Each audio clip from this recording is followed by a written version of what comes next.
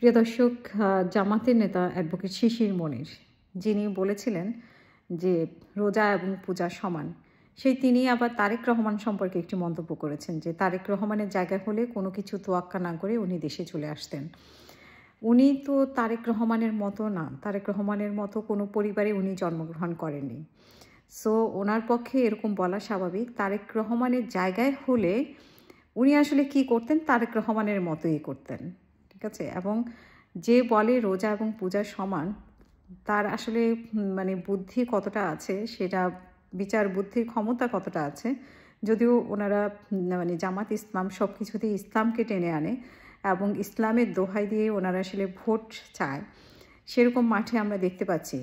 তো ওনার মতো একজন মানুষের কাছে আমরা এটুকুই বলবেন উনি, এটাই আশা করি।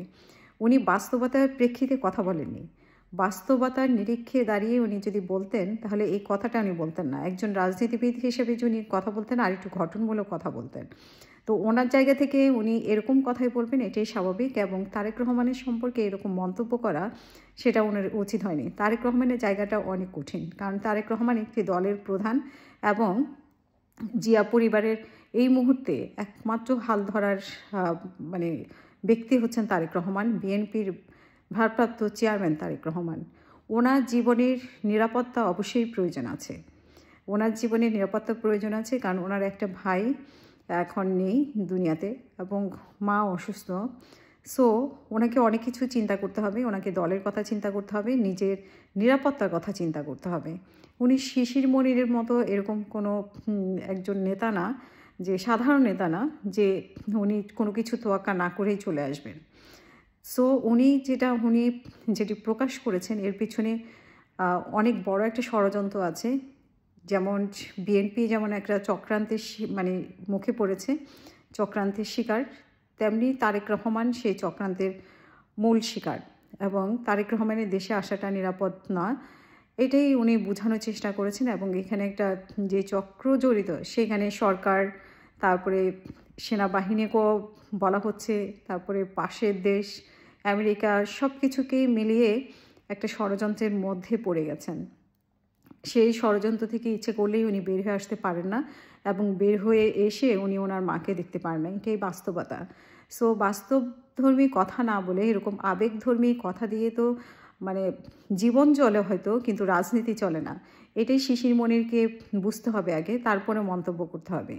একটা দলের প্রধানকে এবং জিয়া পরিবারের সন্তানকে কিভাবে মন্তব্য করতে হবে, সেটা ওনার ওইটুকু জ্ঞান বুদ্ধি ওনার হয়নি। উনি অ্যাডভোকেট, উনি অনেক লম্বা লম্বা কথা বলেন, কিন্তু ওনারা যে যুদ্ধের সময় ওনাদের কী ভূমিকা ছিল, সেটা নিয়ে এখনও জোর গলায় তর্ক করেন।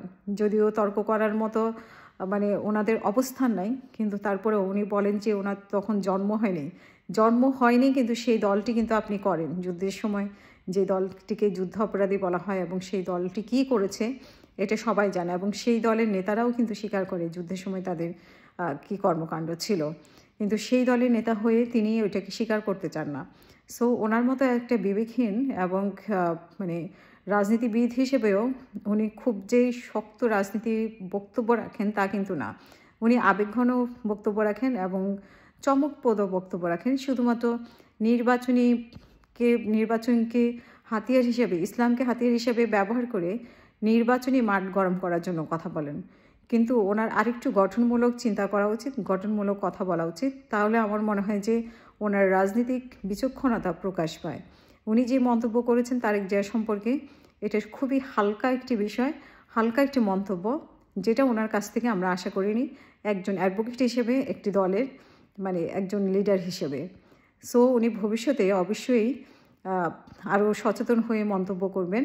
বিশেষ করে আমরা ওনার এই মন্তব্যটা যেমন আমরা নিতে পারি না, তেমনি পূজা এবং রোজা সমান সেটাও আমরা নিতে পারিনি, কোনো মুসলমানই এটা নিতে পারেনি, ইভেন হিন্দুরা পর্যন্ত নিতে পারেনি। সো যাদের উদ্দেশ্যে, যাদেরকে খুশি করানোর জন্য বলেছেন উনি, তারাও কিন্তু নিতে পারেনি। আমাদের টকশোতেই এসে বলে গিয়েছেন হিন্দু ঐক্য জোটের যে প্রামাণিক মহাসচিব গোবিন্দ প্রামাণিক, তিনিও বলে গেছেন আমার টকশোতে যে আসলে এটা বলা যায় না, এটা বলা উচিত হয়নি ওনার। সো ওনাকে আমরা আশা করব যে অনেক সচেতন হয়ে ভবিষ্যতে কথা বলার জন্য।